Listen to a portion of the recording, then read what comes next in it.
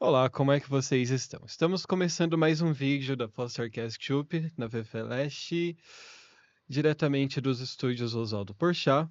Meu nome é Kevin Van Wesley, estou aqui hoje com o Nelson. Olá, pessoal. Bom, para quem não me conhece, eu também sou aqui da casa, né, da Faculdade de Filosofia, Letras e Ciências Humanas. Sou formado em administração de empresas e fiz um mestrado aqui em História Econômica. Atualmente estou fazendo doutorado também na mesma área de História Econômica. Fiz algumas MBA, uma em controladoria, e eu acho que é por isso que eu estou aqui ajudando aqui o nosso convidado especial. Sim. Kivet, por favor, faça as E honras. ele não é ninguém mais, ninguém menos que o nosso querido Samuel.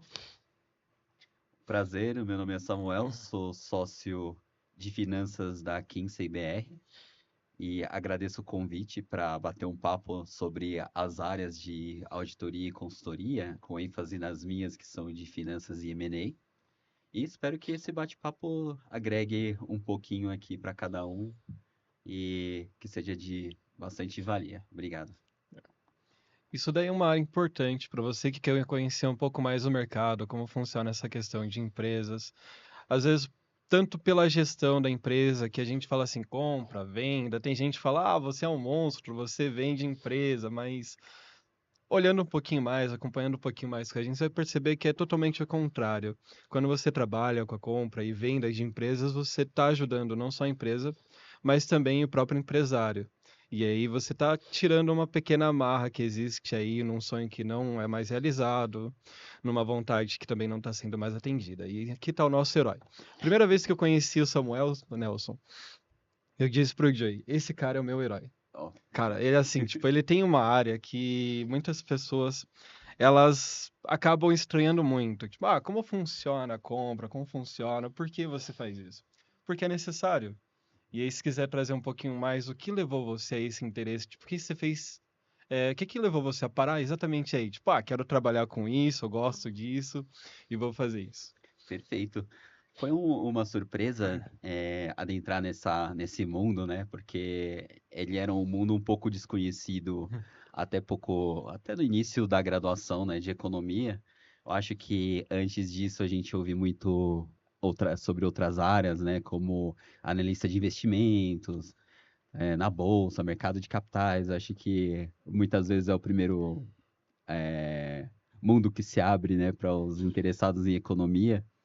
E aí eu tive a felicidade de, ao longo da graduação, né, ser apresentado no, numa matéria, numa disciplina de microeconomia, que o professor ele decidiu tocar o ano inteiro essa disciplina por valuation.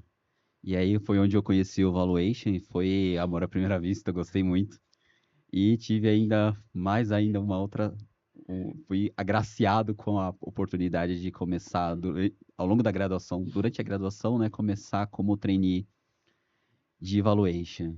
E ao longo dessa carreira, aí eu tive alguns contatos com M&A e há poucos anos aí eu tive realmente um contato, principalmente agora, muito mais próximo com M&A na Kinsey. E essa parte também, como você bem introduziu, né? O M&A é muito pouco entendido assim, né? Como esse lado social, eu diria, né? Do M&A, por conta das empresas que estão passando por dificuldades e não pensam muitas vezes nessa alternativa de M&A e acabam por falir, ou uma empresa que não tem um projeto de sucessão, um plano de sucessão, que é o mais comum para o Brasil, né? Que 70% das empresas são familiares, então elas têm uma cultura muito, diria, focada no core business. E o que ocorre muito é que o sócio fundador trabalha a vida inteira naquela empresa, constrói aquela empresa de sucesso e os filhos vendo ali o pai distante, não conseguindo dando muita atenção, e às vezes eles já crescem já em uma outra carreira, né? Então, o projeto de sucessão muitas vezes inexiste. Então, a gente ajuda nessa parte também, né? Porque muitas vezes os fundadores não querem passar o bastão para alguém que não seja filhos e etc. Então tem esse aspecto social, eu diria também. Legal. Eu vou só para explicar para o público que a gente não está lidando não só com especialistas, né? Às vezes as pessoas que são os mais leigos que estão nos acompanhando. Então, só para elucidar um pouco, o que, que seria o valuation, né? O valuation é você valorar, você colocar um valor à empresa. Então, você faz uma análise do mercado que ele atua, você faz uma análise do balanço patrimonial, você faz uma análise da DRE, você faz uma análise completa e a partir desses dados você faz uma valoração, né? Então, se for, por exemplo, se for uma empresa que vai emitir ações, então você consegue dar uma base para eles terem um valor inicial, né, na IPO, né, para iniciar a negociação. Se for para conseguir um novo investidor ou emitir debêntures, você faz todos esses estudos para os gestores tomarem a decisão. Então, a ideia do valuation é isso, né? E ela serve como base para MA. Putz, eu estou engasgando hoje. MA. O que seria MA? A MA nada mais é do que as fusões entre empresas ou aquisições. O Samuel citou um ótimo exemplo, que aqui no Brasil acontece muito. Mas existem outros tipos de fusões que elas são estratégicas. Por exemplo, você quer aumentar sua penetração de mercado, né? Então você se une a uma empresa, pode ser até maior que você, se tiver afinidade, tiver sinergia entre as empresas, isso é muito comum. Isso acontece bastante com bancos. Aqui no Brasil a gente tem vários exemplos, né? A gente vimos acontecer não tão recentemente, mas na área das indústrias alimentícias, a gente teve uma grande fusão em 2008 entre a Perdigão e a Sadia, né? Que deu a BRF, né? Brazilian Food. E tudo isso tem impacto, né? No Brasil a gente tem um órgão que fiscaliza essas fusões, né? E algumas outras coisas, né? Que chama-se o CAD. Então seria interessante a gente trazer todos esses elementos para vocês entenderem do que nós estamos tratando aqui agora, né? Perfeito. E sim, também tem essa funcionalidade, né, nos IPOs e até brinco que para o valor das empresas, as empresas de capital aberto, elas têm a grande vantagem que o valor delas você consegue enxergar em tempo real, né, pelo preço das ações, multiplicado pela quantidade de ações disponíveis. Então, a empresa praticamente ela tem o seu valor ali demonstrado em tempo real, né? E o que ocorre com as empresas de capital fechado, as pequenas e médias empresas, entra essa arte do valuation para descobrir esse valor da empresa, onde muitos empresários não têm esse entendimento, essa noção de valor. E, além do mais, o que gera esse valor, né? Quais são as variáveis que geram esse valor da empresa? Então, e aí encontra-se um gargalo, né? Que ajudaria muito as empresas a ter um progresso maior, né? Ou maior entendimento dessas nuances de negócios. Legal. Aqui na Universidade de São Paulo a gente tem vários professores ali na FEA e na Féria de Ribeirão Preto que são especialistas na área de valuation. Eu tive o prazer de estudar com, não sei se eu posso chamar de papa da área, mas para mim eu o classifico como assim, o professor Alexandre Assaf Neto. Oh, sim, Não, Tive aula com grande nome. E nos Estados Unidos eu também tive contato com as da Modara, da Modara. Isso é uma curiosidade para todos, se vocês tiverem oportunidade. Ele tem um site que ele simula várias empresas. Você pode até cadastrar uma empresa lá e emular tudo que a gente está conversando aqui, você fazer essas simulações. E ele tem dados de várias regiões do mundo e que você consegue fazer as simulações e elas ficam muito próximas da realidade. Então, assim, é um site, se você já teve oportunidade, o Asaf, ele trabalhava muito essa parte do valuation com o da Modara. Nossa, é perfeito, que o da Modarã, ele é, é realmente o papa pra gente. O Asaf também é um grande nome com muitas publicações, inclusive o da Modarã, ele, nas páginas dele, ele discute vários assuntos que estão em alta de empresas. Ele tem o blog Museums on Markets, que tem debates muito atuais ali. E fora que você encontra muitos dados que você pode utilizar para valuation na página dele.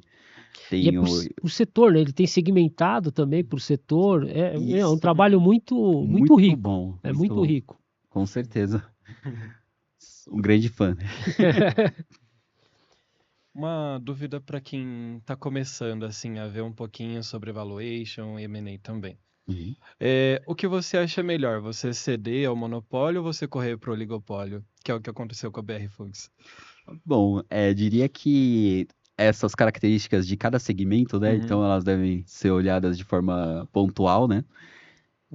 O M&A, às vezes, ele ocorre em mercados onde está tendo um movimento de uhum, concentração, às vezes, mas muitas vezes é porque certos segmentos, certas áreas, elas ainda estão é, em maturação, né? Ainda não chegaram no seu potencial, então às vezes ocorrem muitas transações ali uhum.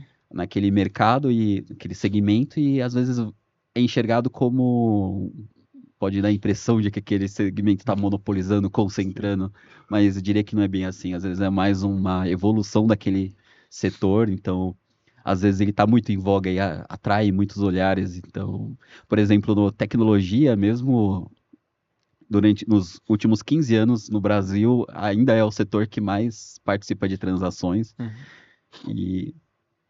E, por exemplo, quando a gente diz também de aquisições, a gente lembra de uma das formas, né, que acontece pelas startups que são adquiridas, né, por private equities. Então, startups teve até ainda diria, 5 anos atrás, ou um pouquinho mais ali, onde era a grande palavra, né, que diziam startups o tempo todo. Então, ainda continua, ainda permanece assim. Então, a tecnologia ainda é o carro-chefe no mercado de M&A, né? Está sempre Legal, no, no em primeiro lugar nas transações dos últimos 15 anos no Brasil. legal. Então eu diria que não tem muito esse lado de pode ocorrer, né? E tem até o CAD que foi mencionado para cuidar desse aspecto, mas eu enxergo muito mais como o momento de cada setor, né? Que se a economia não vai bem, ocorre muitas transações. Se vai bem, também ocorre. Então ele ocorre no ciclo de alta e de baixa, né? Porque quando está um ciclo de baixa, as maiores adquirem as menores que estão passando por algumas dificuldades. Foi assim na pandemia, onde 2021 foi o maior número de transações dos 10 anos anteriores, né? Isso, E ocorreu principalmente por conta desse desafio, né? é legal. Isso é bem legal. Se você puder olhar assim, vamos supor, pegar um exemplo para eles entenderem legal. Se você tem uma empresa que tem uma gestão familiar, que é a empresa família. Se você tem uma empresa que tem a gestão padrão, que a gente conhece, onde todo mundo é desconhecido, mas profissional ali. Qual você acha que é mais simples? A prática acaba sendo melhor ou mais facilitadora também para praticar ou coincidir ali no valuation ou no M&A? Tipo, essas duas realidades. Tem alguma coisa a ver? Não tem nada a ver? Depende do ponto de vista. Você diz o que facilita para o M&A ocorrer? Isso, vamos supor. Eu tenho uma empresa família e o Nelson tem uma empresa que não tem nenhum familiar dele. Uhum, Ambos queremos vender a nossa empresa. Estamos ali trabalhando com você. sim. Qual dessas duas realidades tem menos desafio para você trabalhar nessa questão de venda?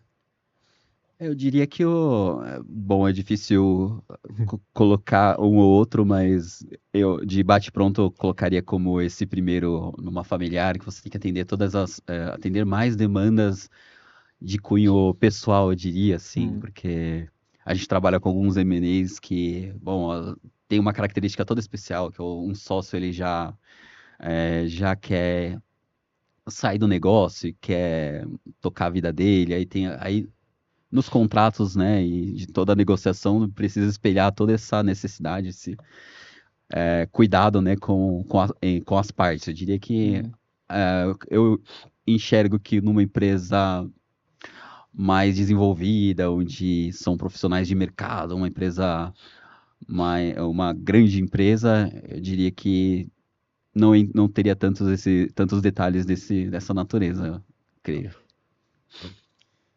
É, a questão do valuation, que eu acho que é a alma desse negócio, quando você olha para a empresa que já está no mercado, que ela tem ações, tudo, como ele mesmo disse, ela já está mais ou menos valorizada ali, né? O que toma muito nosso tempo, né, na avaliação é, por exemplo, pegar coisas não tangíveis, né? Por exemplo, Isso. marca, né? A marca é uma coisa. é, Puxa vida, você vê uma Coca-Cola, você entende por que, sabe, por que agrega tanto valor. Mas você tentar jogar esse valor para outra pessoa, por exemplo, que não tenha nada a ver com esse mercado, pode ser que para ele não signifique tanto, você entendeu? O que eu estou querendo dizer? Essas fusões, elas ocorrem com empresas parecidas. Então, quando você fala de uma empresa familiar, às vezes tem empresa familiar que está muito melhor estruturada que uma empresa. Então, assim, é, esse trabalho do valuation é que vai determinar de fato, né? Existem algumas facilidades, sim, mas existem outras que travam, por exemplo, a empresa familiar, contabilmente, né? Ela não precisa fazer uma série de escriturações, né? Uhum. Coisa que uma SA é obrigada aqui no Uhum. país. Então, o processo de M&A fica mais complexo, mais complicado, porque você vai dedicar mais tempo para determinar um valuation, né? E outra coisa, o valuation para quem está vendendo né, é um sentimento. Sim, Nossa. Quem está comprando tem outro, quer que seja. E o mercado precisa enxergar isso daí. Então, o CAD ele tenta fazer esse equilíbrio, né? Ele tenta ir para que não ocorram tanto o monopólio como o oligopólio que venha prejudicar o mercado, né? uhum, Porque quando você tem um monopólio, você tem uma empresa controlando tudo. O oligopólio é um pool de empresas Uhum. que 80, 90% do mercado são eles que determinam preço de venda e compra. Então, assim, eles influenciam toda a cadeia. Então, por isso que o CAD tem toda essa intervenção. Senão, aqui, por exemplo, o Brasil não teria muito, nas áreas de tecnologia, Uhum. não teria muito margem para negociação, né? As empresas internacionais mandariam aqui, eles mandam, mas não é uma bagunça generalizada, tem sim, uma certa organização. com certeza.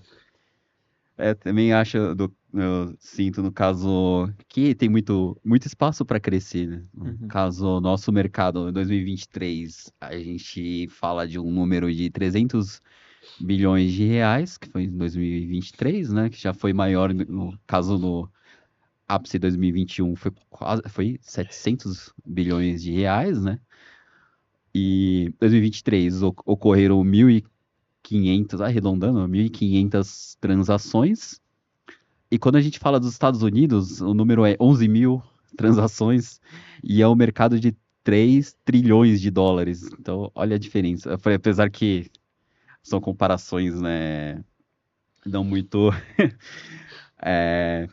ok de se fazer, mas a gente consegue enxergar ali quanto que tem ainda para crescer, né? E olhando por regiões também do Brasil, tem algumas regiões que são muito, não tem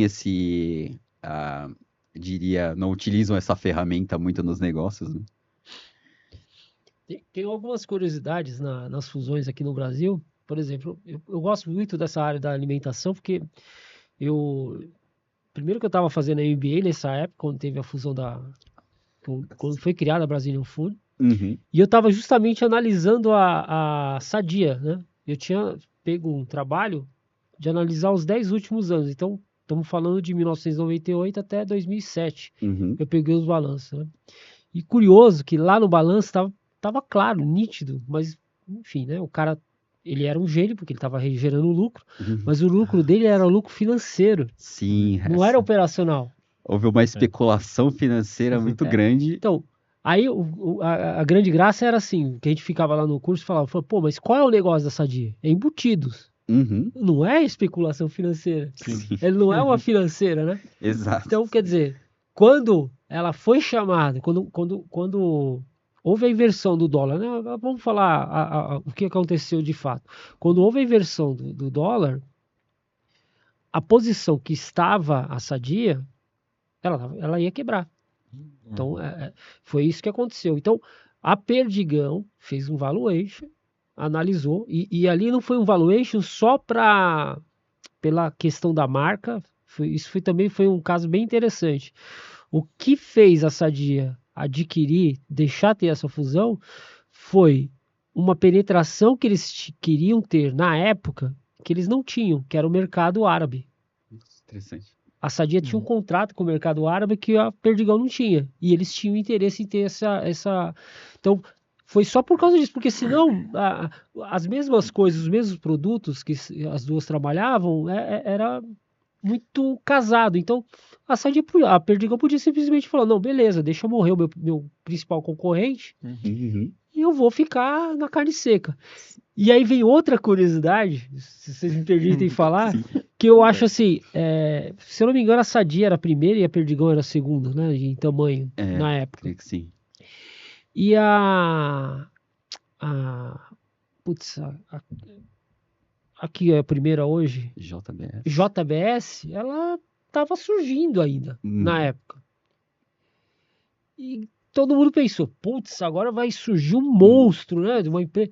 Gente, não passou 5 anos, a JBS passou passou Olha. a BRF. A Uma boa BRF observação. hoje, se eu não me engano, é a terceira aqui no Brasil. Acho que creio que Se sim. eu não me engano, a Grund de Alimentos é maior que ela aqui. Sim, A representação da Grund da Bung Alimentos, Grund não, isso. Bung Alimentos aqui no Brasil é maior do que a BRF. Então, Uhum. assim, é curioso, né? A gente acha que as fusões, às vezes, primeiro elas se fazem necessárias, Uhum. né? Porque não é só simplesmente deixar uma empresa fechar, você vai fechar vários postos de trabalho, você vai fechar uma marca, você vai deixar de circular uma marca, então existe um risco ali que envolve não só toda a cadeia deles, como também uma cadeia de financeiro e outras que giram em torno. Uhum. Então, até mesmo as vendas da Sadia para esse mercado árabe iria ser afetado. Então, é salutar ter essas fusões. Sim, foi uma alternativa de sucesso, né? Sim. Ocorreu ali, quase seria um desastre, né? Para Perdigão para Sadia não tivesse dado certo essa transação, né? E eles partiram de uma saíram de um hedge, né, cambial ali, para uma especulação que se provou, né, muito ruim. E por sorte teve essa alternativa ali de Sim. Eu acho muito que um bom. outro caso também que é interessante ver, a compra que a UBS fez do Credit Suisse.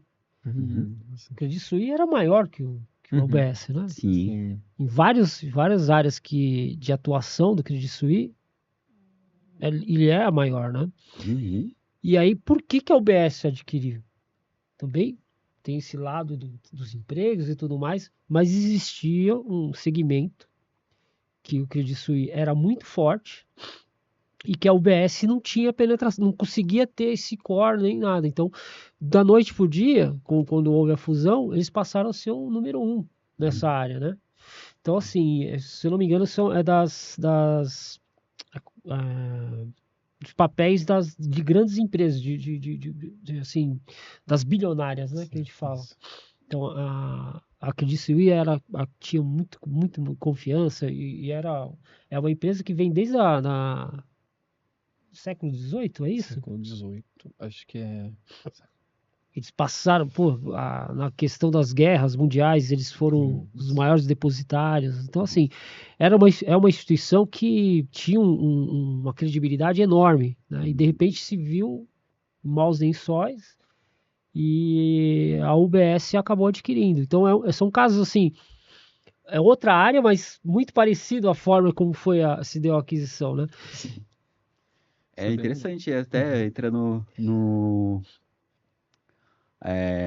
também numa descrição, né, que eles colocam quando são um tipo de transação, né, que é aquela horizontal, né, quando uma empresa é mais comum quando a empresa adquire uma concorrente ou no mesmo segmento, ou quando é vertical, quando adquire alguém na mesma cadeia, né? Às vezes uma empresa, exemplo, uma empresa de varejo adquire uma distribuidora para escoar, para melhorar, para ter um escoamento maior, ou então adquirir alguém anterior à cadeia deles, né, de produção. Então ocorre esse exemplo que você deu.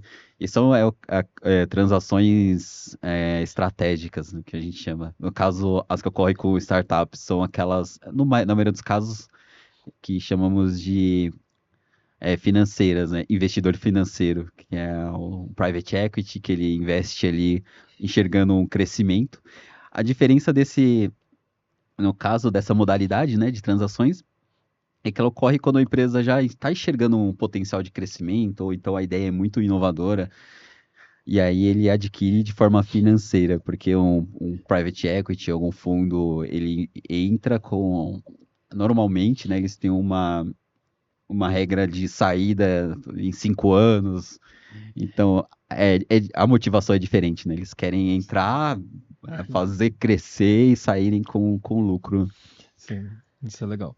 Eu estava aqui vendo o exemplo que o Nelson citou. Isso da Sadia foi uma coisa tão gritante, só voltando um pouquinho, que quando eu estava fazendo técnico em finanças lá em 2012, uma parte para o nosso TCC foi olhar exatamente esse balanço que teve da Sadia, por conta da suposição que o pessoal fez.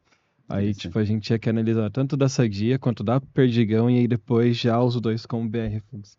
Aí foi bem legal. É bem curioso, né? Sim, foi daí Esse que case é muito bom. Sim, aí não vai envelhecer mal. Aí chegou na gente lá, tipo, uns 5 anos depois, chegou lá na gente que tava estudando esses casos. E através disso que juntou aquela piada que é... Você sabe qual é a cor do S da Perdigão? Que era no caso vermelho da Sadia. Ah, legal. Boa. Pegou. Aí gerou essa piada entre a gente. Foi bem legal. O M&A é muito importante exatamente por conta desses casos. Sim, E a gente... desculpa. Pode falar. É que tem um segmento que é muito dinâmico no Brasil, né? Com Sim. vários desafios de saúde também. Então, se faz muito importante, né? As transações de M&A ali, por conta da inflação médica. Então, tem algumas que tem mais dificuldade, né? De absorver essa inflação e repassar. E tem o órgão regulador, né? De saúde, a ANS, às vezes coloca algumas restrições para reajustes dos planos. Então é um mercado que, por si só, ele vai ter muita movimentação nesse, uns adquirindo outros que são de uma modalidade de serviços X adquirindo outro, que são hospitais, outros são planos, e é muito interessante. É um outro segmento dinâmico que nos ajuda a superar desafios, eu diria. Sim, isso é legal. Teve um período, acho que foi um ano depois, da questão da Sadia, no técnico e tal. É bem prático, assim, tipo, um exemplo de M&A bem prático. Eu derivo de um tipo de família que pratica muito isso. Tanto que, se eu perguntasse para você quais são os países que são mais conhecidos por isso, por ter mais essa valorização, seria qual? Estados Unidos. Estados Unidos. E aí o segundo? Bom, depois na zona do euro, né? Tem ali países que adquirem muito, França, Alemanha, Reino Unido. Então, as principais economias também são as que... China, são as que mais estão envolvidas nas transações. Sim, eu não lembro o nome, mas tem uma empresa holandesa que é bem grande também nessa questão de valuation. Uhum. E eu lembro que na época a gente estava conversando um pouquinho, já prestes a fazer o nosso TCC sobre BR Foods. Aí tinha uma menina na minha sala que trabalhava na Unilever. Aí ela chegou triste e tal.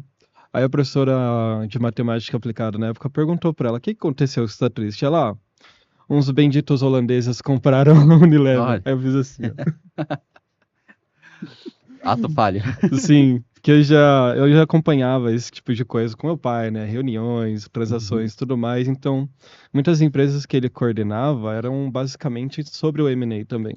E uhum. aí, quando ela falou os holandeses compraram a Unilever, eu fiz assim, ai, Ah, um aspecto interessante que sim. também é, apesar, né, de Estados Unidos e os Uhum, países envolvidos terem mais utilizarem mais essa prática, uhum, uma curiosidade aqui no Brasil, as transações que ocorrem no Brasil, a maior parte são de empresas nacionais, uhum, adquirindo empresas nacionais. Então, sim, que eu tenderia a imaginar, né, que a maior parte das transações fossem de investidores estrangeiros, né, mas não ocorre. sim. E historicamente o país que mais adquire empresas brasileiras são os Estados Unidos, né? Assim, e a gente citou M&A, M&A, M&A, mas o que que seria o M&A nesse caso? Sim, é uma sigla que significa merger, né, acquisition, do inglês fusões e aquisições. E apesar do merger, né, ser vir primeiro de fusões, aqui no Brasil o acquisition é muito mais comum, né? A gente encontra casos muito Sim. gigantes, né, de merger, mas o que ocorre mais são as acquisitions, né? E também no merger aí entra alguns outras modalidades do M&A, né, como spin-offs, carve-outs, que ali acaba entrando quando uma empresa se desfaz de uma área atividade delas, acontece quando uma área, às vezes uma área de deficitária, ou então algum outro comprador só quer comprar Uhum. aquela linha de Esse, negócios, a empresa se desfaz, segue, Sim, e ocorre isso também dentro do M de M&A. sim. nesse caso aí, eu não sei se daria para citar a Americanas, porque ela teve uma separação, né, de a física das São, lojas online, né? sim, São serve de empresas, exemplo. cabe a gente colocar esse exemplo. E é uma área bem interessante, né? Bem. Acertou. Agora, me diz uma coisa, eu tô curioso aqui.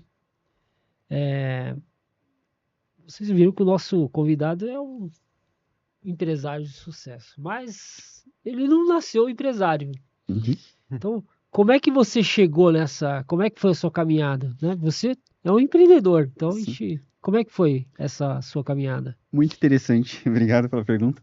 É, eu comecei, a minha primeira profissão foi bem diferente, né? Comecei numa indústria mecânica, chão de fábrica mesmo, porque aos 15 anos eu havia feito um Senai de mecânica, e aí havia sido por uma empresa que pagava aquele curso de 2 anos, e em seguida eu começaria a trabalhar na empresa, que foi o que ocorreu.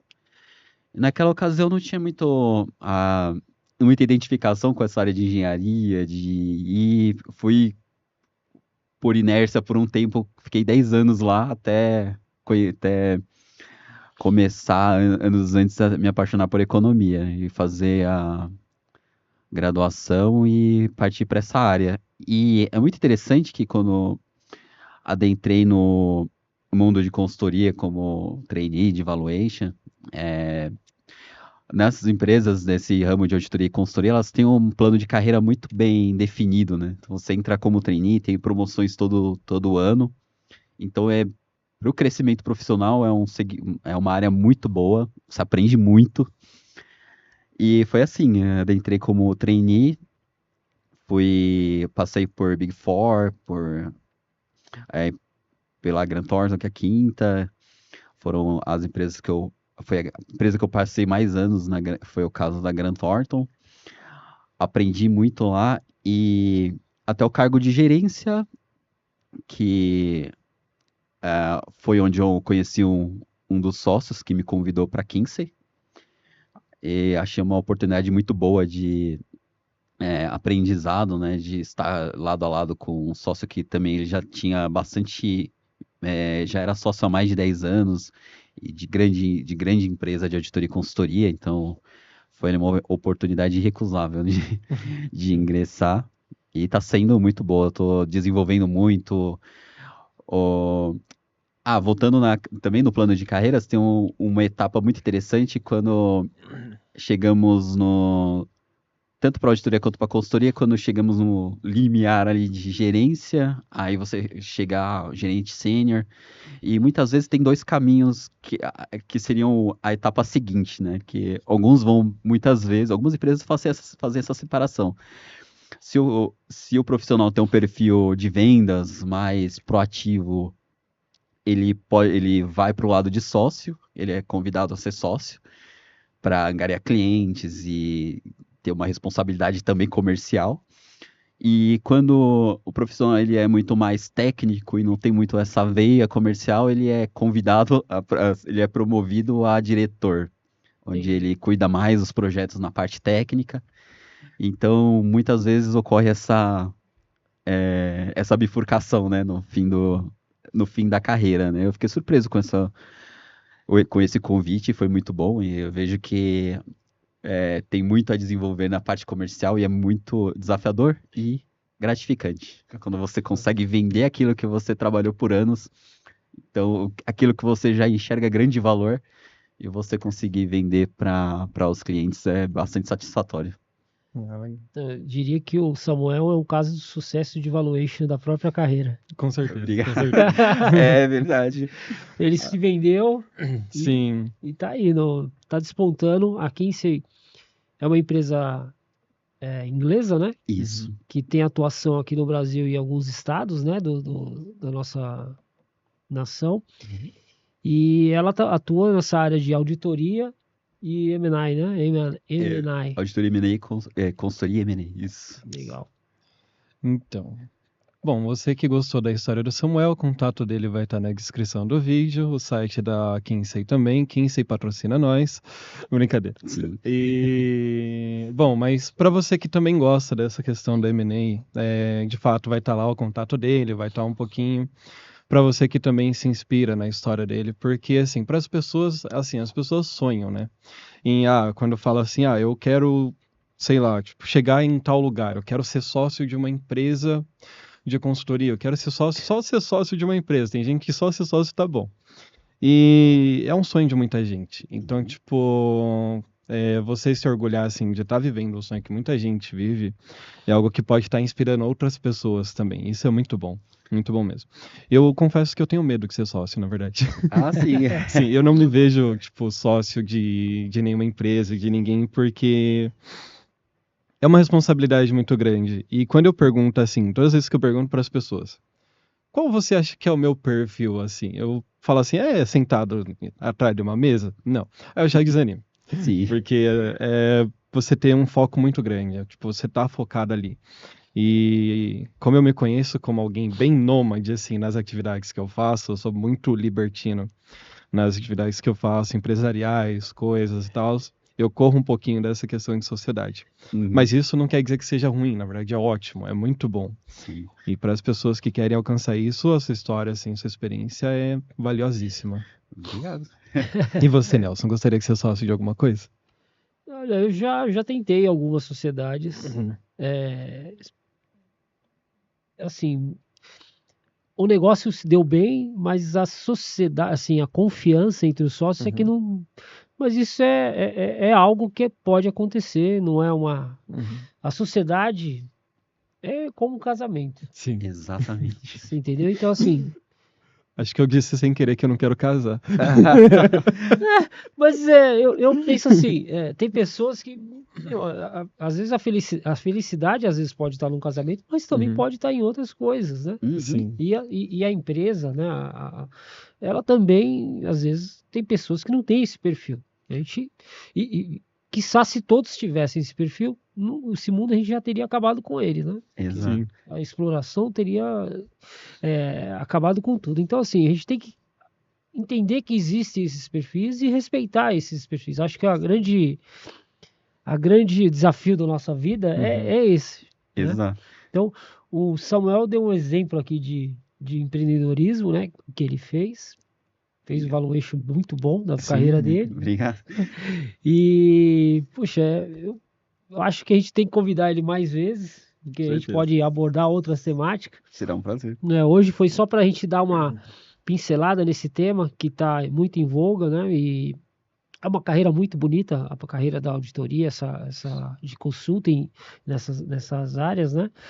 E ela está em ascensão, cada vez mais, né? As empresas elas precisam ter boas práticas, isso é exigido para você ter os selos, né, de AAA, enfim, para você ter a negociação, você precisa ter uma empresa de auditoria dando toda a chancela, dando toda, né, fazendo toda essa questão não só do valuation, mas também da aprovação dessa gestão e tudo mais. Então, é uma área que dificilmente ela vai se extinguir, Uhum.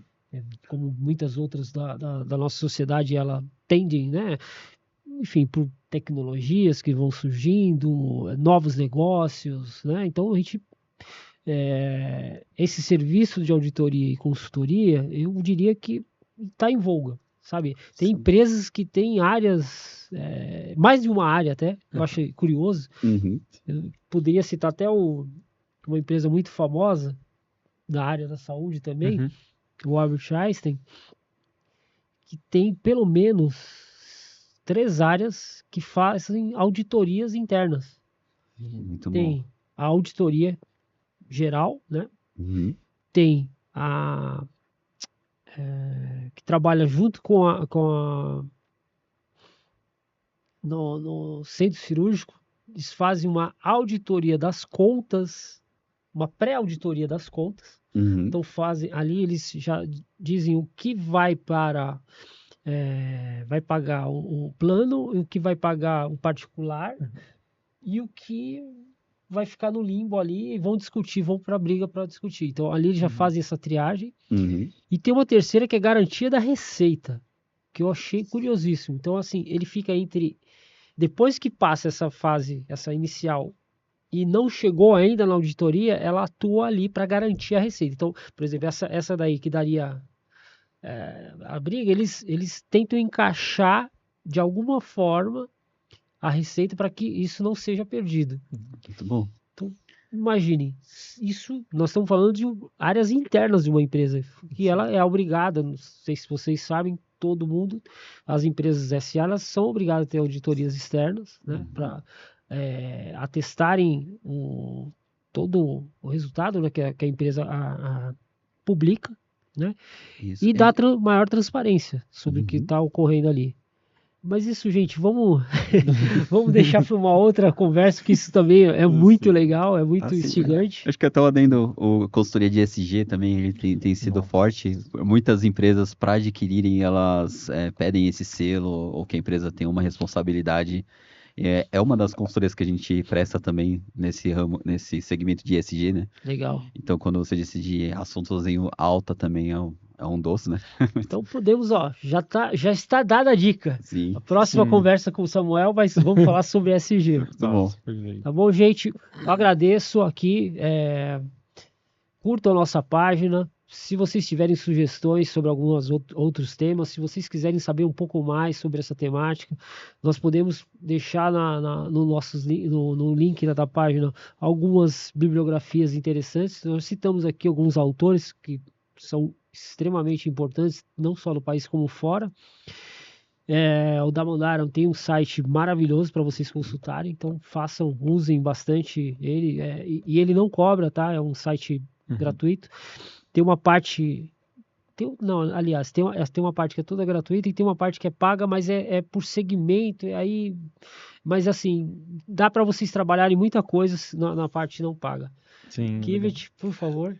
Eu vou estar disponibilizando na descrição também o link para vocês verem o balanço da Sadia que a gente citou aqui, para vocês estarem trabalhando um pouquinho, dá uma olhada, calcula, vê até onde você pode chegar no balanço deles, aí vocês vão entender o que a gente estava falando também. É uma prática muito boa para vocês entenderem essa área e esse mercado.